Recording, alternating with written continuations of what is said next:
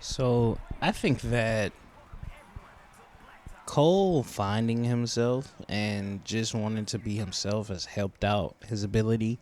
And I think that's the reason his pen is so sharp. Like, because I feel like early in his career, he kind of wanted to be like his favorite rapper's favorite rapper. And then there was a point in the Born Center era and then going into Forest Hills Drive where it was like, I felt like and I feel like you can hear this in the music, like not just in the way the music is set up, but also the way he talks about it during that time. He was kind of, I feel like there was this pressure on him. I know there was this pressure on him because of all the stories that you hear about what he was going through with his label and Jay and all of that. Like, where it was like, okay, you have commercial success, but we're trying to catapult you into like Drake and Kendrick are like running away with this, and right now you're in Big Sean talks. And it wasn't that Big Sean wasn't a good artist. It's just like we want you to be a superstar. And 2014 Forest Hills Drives, he accomplished that. And I think it's not talked about enough that he accomplished that. Like he did put out the exact kind of album that they said he couldn't put out.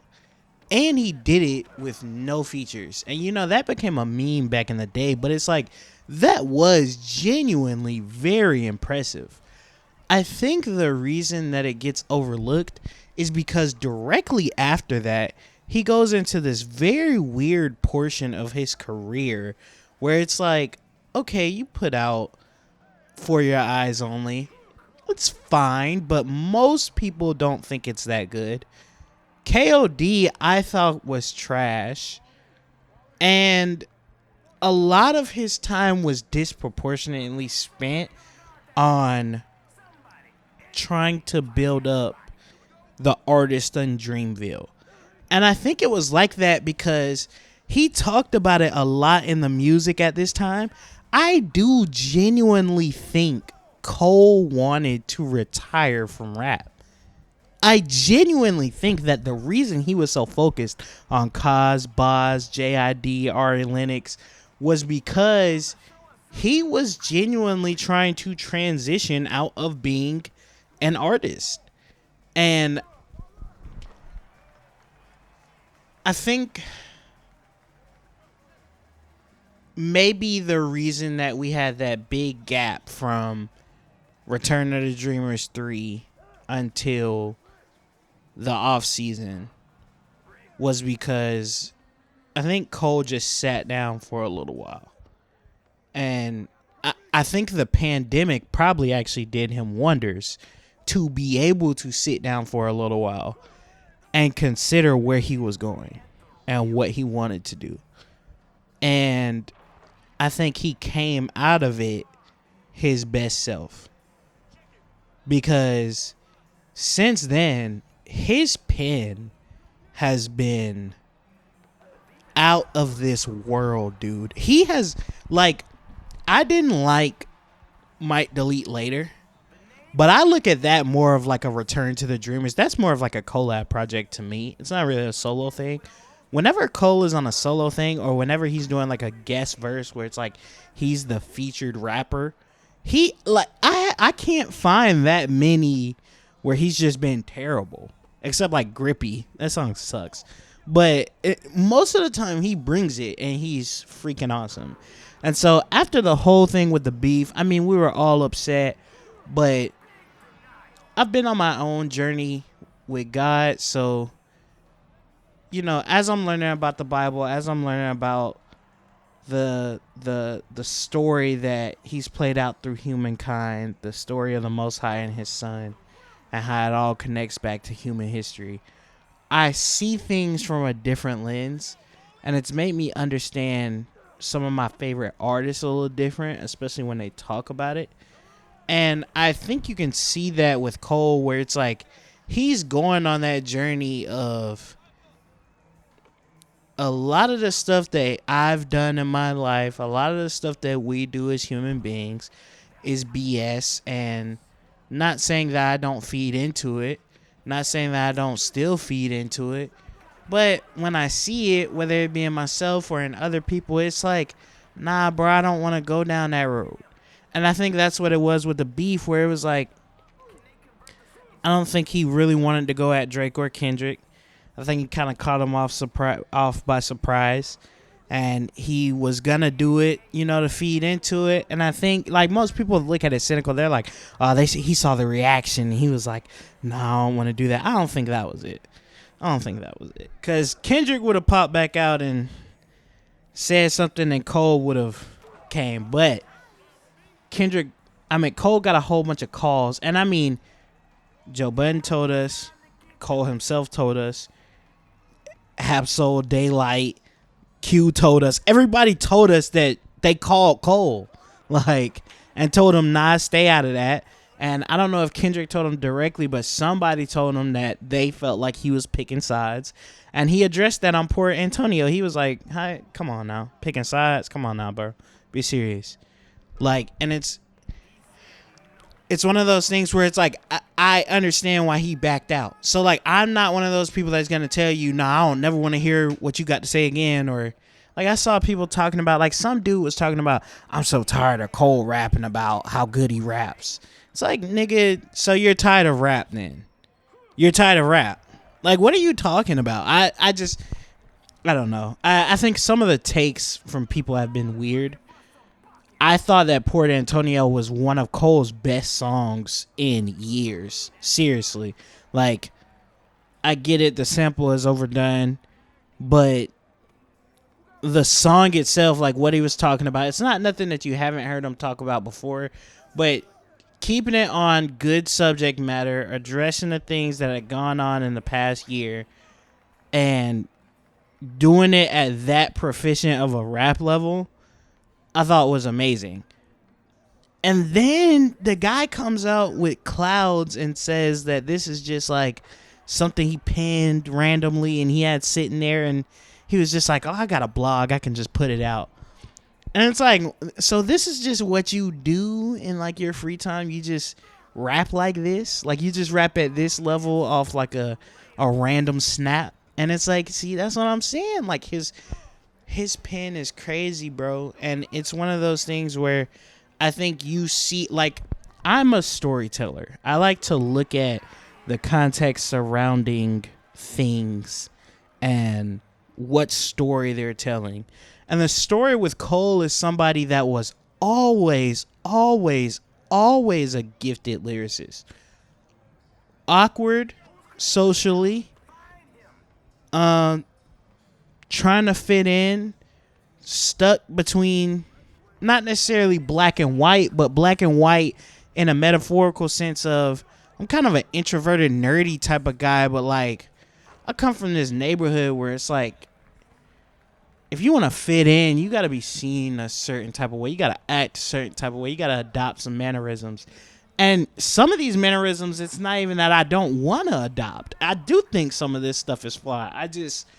This ain't totally me. The image, the stereotype that you get from some of the things that I rap or some of the things that I talk or that I dress that's not necessarily, you can't tell everything about me from that. You know what I mean? But you also can't act like I don't have that as part of my identity either. How do I express that? I've heard that throughout Cole's entire discography, and that's why I've always liked it, because that's something that I was going through. And so I've heard that throughout his entire discography. I've seen it where it was he was always so gifted. He was just as gifted as the superstars. He could make just as good of rhymes, but I don't know if he had the music part down for it. I think that he wasn't quite as gifted musically in making songs as Drake, and I don't think he was quite as creative in telling stories like Kendrick and being able to paint a picture like Kendrick. But from a strictly put a beat on and rap to it, I always thought that Cole was probably the best out of all of them at that. And it's just one of those things where it's as much as people say they like that, most of the time they're not gonna give you the most credit for just being that. Like, you gotta add a little something on it because it's music. It's not just at that point go be a writer. You know what I mean? And it's one of those things where it's like Cole was too good to just go be a writer though. He was way too good for that. And so he became a star in his own right.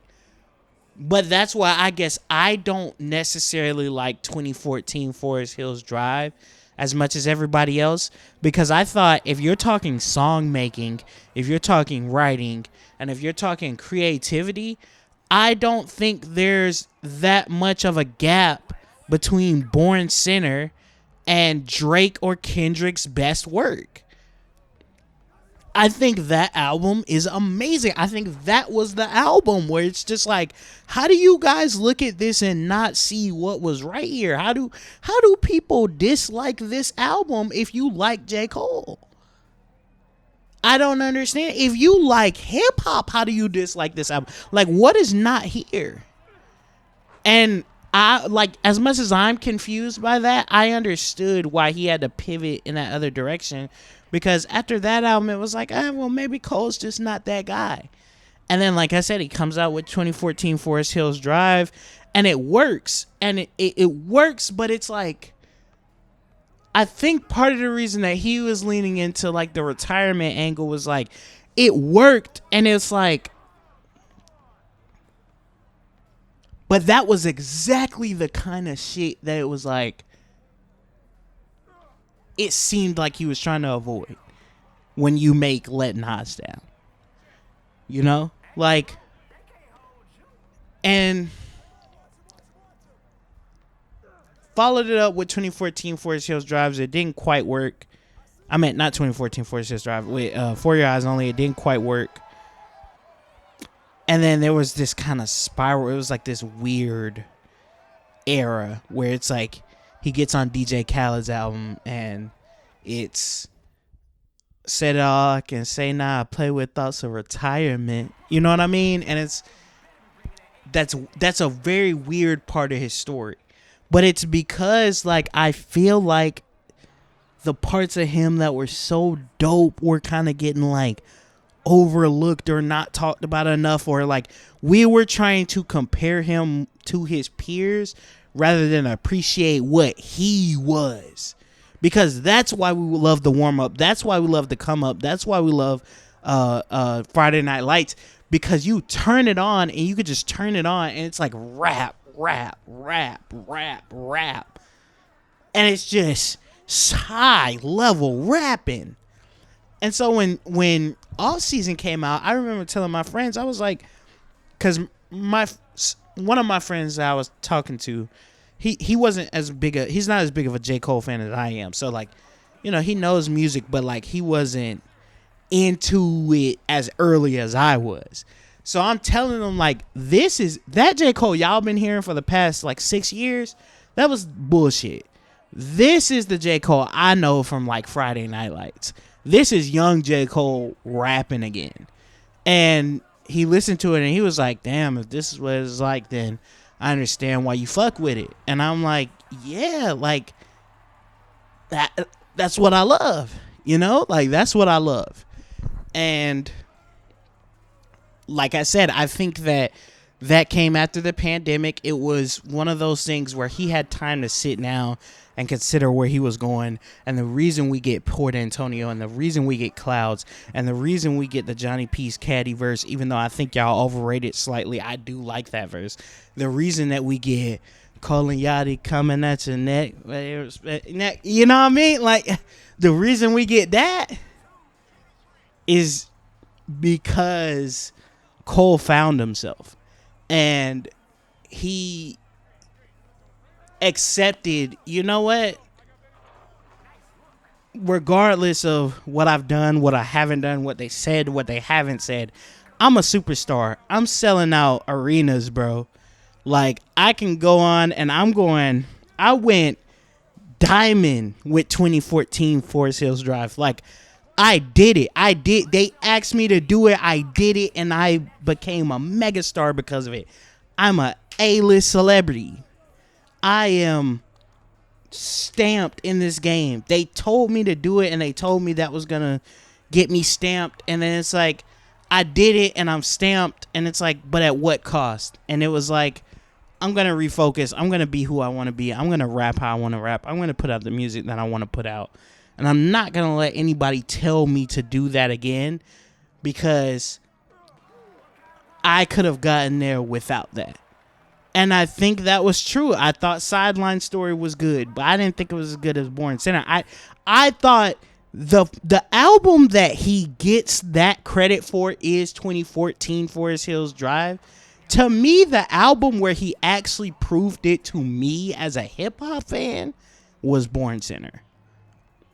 And that is a part of his story, but that's why I appreciate that part of his story. I appreciate the fact that he showed me before the album that everybody said that he needed. He showed me without having to do that. And the fact that he did do it and was so successful, as much as I might not go back and listen to that album all the time, I appreciate it for what it is. And I appreciate the fact that that whole story led us to here. Because Clouds is awesome. Just awesome rapping display on a random Thursday night. And I love Cole, dude. I love Cole. I love storytelling. I love hip hop. I love studying history. I love being able to tell these stories, and you got to think about it from this perspective, and this is what was going on, and frame it in this context and look at it through this lens. I just love it. And I love being able to see Cole's story, because I think Cole's story is one of the most fascinating that we have in this point in history. And I'm glad I was born in a time where he can be my generation's whatever came before him, because when they talk about J.Cole, my soul will rest in peace knowing that, like, I was able to watch that story and appreciate that story in real time. Like, I love that. And I just love the fact that it's like, you know, Jay-Z paved the way for people being in the rap game 10, 15 years and still being able to put out great albums and still wanting to hear them rap. And Drake and Kendrick and Cole, and they're just running away with that. Like, they're running away with that. So I love it. I love it. I'm here for it. I'm down for it. Let me know what y'all think. Peace.